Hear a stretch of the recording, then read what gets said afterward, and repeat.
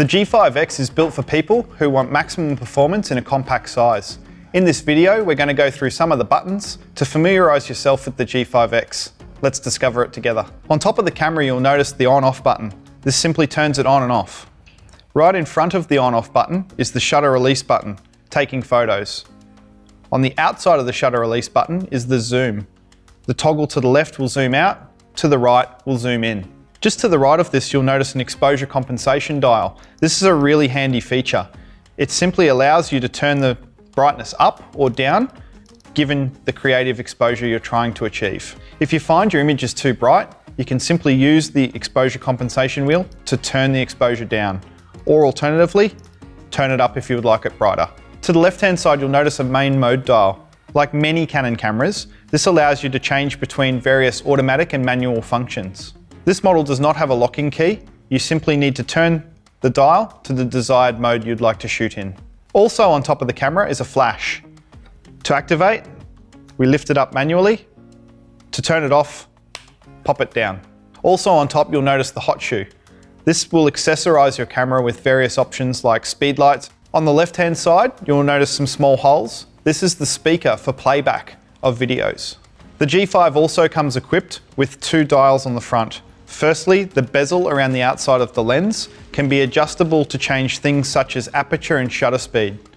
Alternatively, there is a second multifunction wheel just beside your shutter release button, which can also be used to adjust your exposure. Underneath the camera, you may notice an NFC logo.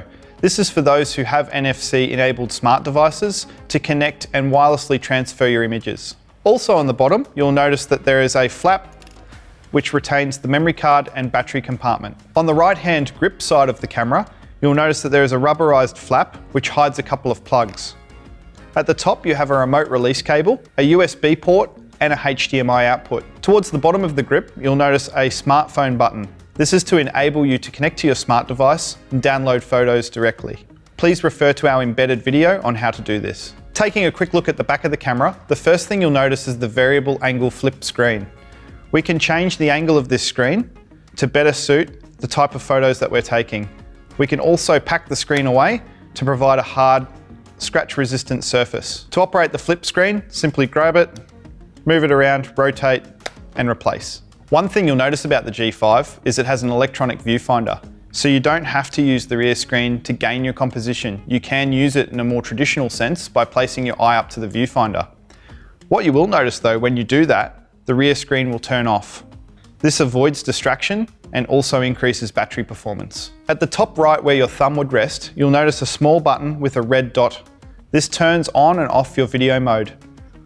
When recording video, you will notice a red record symbol will appear and a timer will begin counting at the top of the screen in seconds and then minutes. To turn off your recording or to finish recording, simply press the button one more time. It will save it to the memory card to view later. Down the right-hand side here, you'll notice a few buttons. Firstly, there is a star or asterisk button.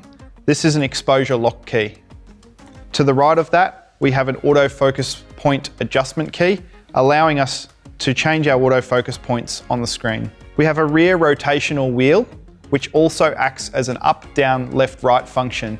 Very handy in playback, but also helps us access some of our manual features easily. The up key allows us to change our autofocus method as well as our drive type. The left key allows us to cycle between macro, normal, and manual focus. The right key allows us to turn the flash on, off, or set to auto. When the flash is down, the flash is off. The down key or info key allows us to cycle through the various screen options, giving us more or less data. One of the really cool features of this model is the electronic level finder, which can be accessed by pressing the info key twice. This will make it really easy to find your horizon. At the very bottom, you'll see a playback button. To play back on this camera is as simple as pressing and then swiping left or right through your images. For movies, you'll see a play button. Press on that, it'll start playing the video immediately. Down the bottom right-hand corner is the menu key. This allows us to change some of the custom functions and settings the camera has to offer, also changing simple things such as image quality, the time and date. I hope this video has helped you learn a little bit more about your G5X.